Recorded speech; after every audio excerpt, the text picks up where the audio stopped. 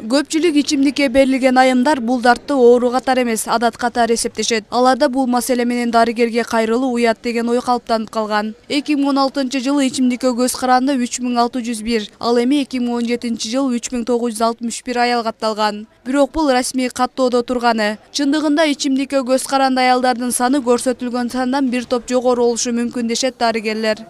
Бүгүнкү күндө аялдардын арак ичимдерге берилип кетиши 2016-жылкы статистикалык данныйларга караганда 2017 статистикалык данныйлар көрсөтүп жатат, что бул жогорулап атканын.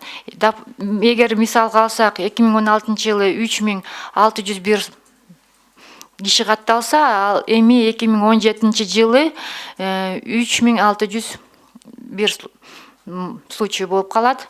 Ошондуктан бул эмнени айтат? Бул аялдардын ичимдикке берилишинин көбөйүп кетишин айтат да.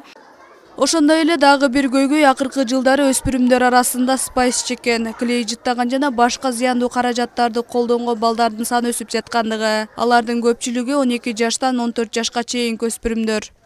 Человеку 14-15 лет. Өспүрүмдөр арасында акыркы жылдары уулуу заттарды колдонгондор көбөйдү. Мурун биз өспүрүмдөрдүн уулуу зат колдонуу курагын 9-11 класска чейинки балдар деп алсак, азыр 6-11 класска чейинки балдар. Анткени азыр технология жетишкен заман. Балдар ошол заттарды бүт интернет аркылуу таанып билип алышууда. Уулуу заттардын жаш чөйрөдө кеңири жайылышы алардын жаш өзгөчөлүктөрүнөн дагы көз каранды болот. Бул курактагы балдар бир нерсеге оңой азгырылат.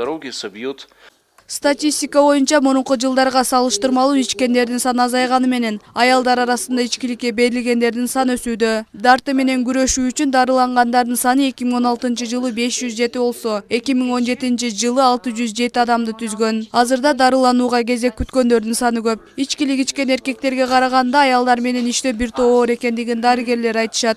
Аракка абдан берилип кеткен, уже үйдөгүлөрү эчтеке бул аялдар менен кыла албай калганда, башка методдор менен жардам бере алышпай калганда бизге келип дарыланганга мажбур болушат да.